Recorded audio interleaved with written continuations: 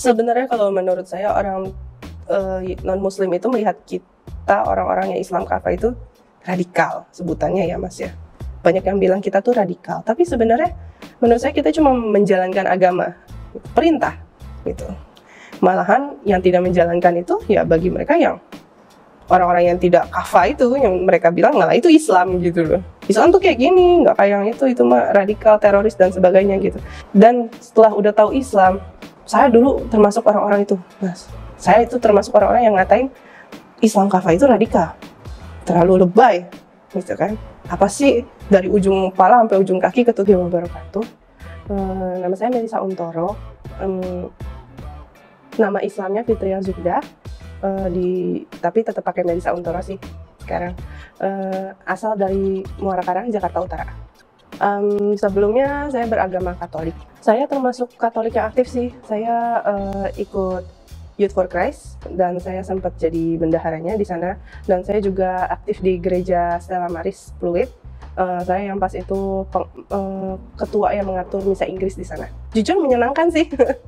Karena di luar ya memang saat itu mendalami Katolik banget gitu kan, dan memang banyak teman juga gitu. Jadi ya kalau dibilang asik ya asik gitu, tapi ya saat itu saat lagi mendalami, saat sedang mengerjakan itu semua ya tidak pernah ada pertanyaan aneh-aneh gitu, percaya aja. Kalau saya dulu diajarin Islam itu agama yang keras gitu, dan rata-rata ya nggak jauh beda lah ya dengan doktrin-doktrin lainnya, terorisme, apalagi dengan pas itu zamannya 92 ya 98 ya, zamannya 98, terus peristiwa Twin Tower. Nah, jadi ya memang saat itu saya memikirnya kok gini sih ajarannya Islam gitu, dan saya itu termasuk orang yang kalau misalkan saya ngelihat azan di TV saya skip. Awal tertariknya itu sebenarnya gara-gara saya tuh hobi main game online gitu. Dulu semua game online tuh yang zaman-zamannya game online masih ngetrend di PC ya, komputer, laptop gitu. Itu rata-rata semua saya mainin gitu. Dan saat itu saya lagi main satu game, dan saat itu juga saya berpikir saat itu pun saya masih aktif-aktifnya gereja. Jadi siapa sih gitu kan yang pengen dong misalkan bisa bawa orang dari luar masuk ke agama kita gitu kan. Di situ saya punya teman, dia saya liatin online mulu gitu kan, paling ngantor, abis selesai ngantor dia online game sampai pagi gitu kan.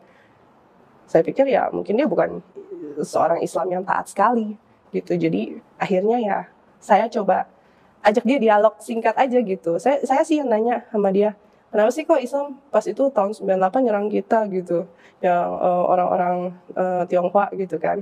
Dan saya juga nanya-nanya dia masalah kepiting lah, saya tanya sama dia, kenapa sih dari nggak boleh jadi boleh gitu kan. Ya, anehnya ya semua pertanyaan itu dia bisa jawab, tapi saat saya ditanya balik sama dia soal agama saya nggak bisa jawab. Rata-rata saya nggak bisa jawab. Dia bisa tanya sama saya, Tuhanmu yang mana sih? Itu tuh yang paling sebenarnya bikin bingung. Dan ada juga yang bikin kaget. Di Alkitab lu katanya, dia bilang boleh tuh pakai harus wajib pakai jilbab. Masuk gereja aja tuh rumah bait Allah katanya harus pakai penutup kepala. Kok lu nggak pakai? Lu ke gereja pakai apa? Saya jujur aja ya, saya saat itu kalau saya pikir-pikir, saya kadang ke gereja pakai rok cuma selutut gitu kan.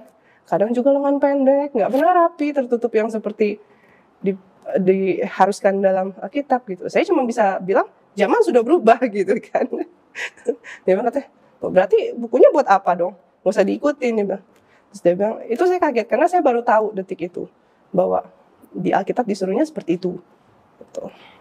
Dan itu akhirnya membuat semua pertanyaan-pertanyaan, saya pengen ada jawabannya dari yang masalah Tuhan yang saya percaya pas itu, Yesus Kristus, itu Tuhan apa bukan jadinya, apakah dia seorang nabi, apakah dia Tuhan, dan apa tujuannya juga saya berdoa sama Yesus Kristus kalau memang dia ada cuman seorang nabi dan memang yang harus disembah ya, yang mungkin saat itu dibilangnya Allah Bapa ya kalau di Katolik gitu kan. Jadi kenapa dia yang Tuhan, bukannya Allah Bapanya yang Tuhan gitu. Dan banyak lagi sih pertanyaan, dan yang lumayan bikin saya timbul banyak keraguan-keraguan itu masalah menyembah berhala juga. Menyembah berhala, saya dikatain sama dia menyembah berhala. Di situ saya marah. Masa iya Yesus Kristus dibilang berhala gitu dia. Patung kan? Di Alkitab dibilang nggak boleh lo nyembah-nyembah patung, tapi itu patungnya Yesus. Yakin lu mukanya kayak gitu? Dia bilang. Ya, saya nggak bisa. Nah, dari situ di daerah rumah saya itu ada 2 gereja Katolik besar. Satu Regina Coeli, satu Stella Maris. Saya dari Regina Coeli, saya pindah ke Stella Maris. Tujuan saya cuma satu situ, memastikan mukanya sama, gitu. Dan itu berbeda, mukanya beda. Yang satu lebih besar dengan raut muka sedih, yang satu mungkin patung lebih lama yang agak tidak kelihatan, tapi raut mukanya dan bentuk mukanya saja sudah beda. Yang satu agak gemuk, yang satu tidak, gitu. Jadi di situ saya mikir, berarti ini saya nyembah patung yang mukanya beda-beda, yang memang tidak jelas wujudnya, gitu. Berhala dong, gitu. Akhirnya itu titik di mana saya lumayan vakum stop main game online saat itu. Karena saya muncul pertanyaan-pertanyaan yang bikin saya ragu sendiri. Gitu. Saya banyak belajar sih ya, dan saat saya kuliah itu saya sembari suka searching-searching, jadi lihat perbandingan agama gitu. Karena saya mempunyai keinginan saat itu untuk mengalahkan teman saya itu, yang udah ya kasarannya bagi saya ngejelekin agama saya gitu kan. Cuman akhirnya dia juga sih yang bilang sama saya, coba nonton Zakir Naik, Ahmad Didat gitu di YouTube. Kalau emang lu masih banyak nanya-nanya, jangan nanya gue bukan ustadz, dia bilang gitu. Udah akhirnya saya nonton, lumayan banyak video-videonya kan di YouTube. Situ saya tambah makin ragu dengan Katolik, tapi saya makin menemukan banyak jawaban yang masuk logis di Islam gitu. Akhirnya saya memberanikan diri, saya bilang 2015 itu saya bilang saya mau syahadat gitu. Saya nggak beraniin diri bilang sama keluarga itu 2015, dan itu ya pastinya responnya nggak bagus saya. Orang tua saya tidak setuju karena memang keluarga saya itu benar-benar agamanya campur-campur. Maksudnya keluarga besar tuh agama campur-campur. Papa saya sendiri itu Buddha, mama saya Katolik. Cuman ya pada saat itu zaman mereka pernikahan beda agama itu masih boleh. Di Indonesia masih boleh gitu. Jadi dan keluarga besar pun tidak ada yang Islam gitu. Jadi ya saat itu saya memang pertama kali. Jadinya ya memang agak sulit jalannya. Terutama ya orang tua nentang sekali gitu kan. Sampai-sampai saya harus tidur satu kamar sama mereka, dipantau gitu kan. Udah lah, jadi Katolik aja gitu. Gak usah yang lain-lain gitu. Karena saya pikir itu reaksi yang normal gitu. Jadi saya pikir mungkin dengan berjalannya waktu nanti akan ada cara di mana orang tua saya akan kasarannya pengennya mah legowo gitu ya. Tapi ya ternyata tidak, dan jelang 2 bulan 3 bulan itu akhirnya saya cari bantuan ke Mualaf Center saat itu. Di situ dibantu sama Kohani Kristianto. Saat itu beliau masih sekretaris di sana gitu. Jadi beliau yang bantu saya keluar karena beliau udah bilang, oh kalau orang tuanya sudah sekeras ini, mendingan harus keluar aja dari rumah. Dia bilang gitu. Keluarga, ujian saya yang paling besar keluarga. Sulit. Justru pas saya udah masuk Islam dan saya ditaruh di santren Darut Tauhid, saya belum biasa. Karena di santren setahu saya saat itu salat 5 waktu, sedangkan di santren Darut Tauhid itu subuh iya, duha iya, ya kan, zuhur iya, asar, maghrib, isya, tahajud setelah itu kan. Jadi saya saat itu belum biasa. Sempat bolong tahajud berapa kali itu, ya kan, ketiduran gitu karena kita belum terbiasa gitu kan. Tapi saat itu ustazah di sana bilang sama saya, coba Melisa minta sebelum tidur, Bismillah dulu, wudu dulu gitu katanya. Bismillah, minta sama Allah dibangunin, dia bilang gitu. Gak usah pasang alarm, dia bilang, karena saya udah coba pasang alarm, gak mempan mas, gitu, gak bangun. Jadi dia bilang katanya minta sama Allah.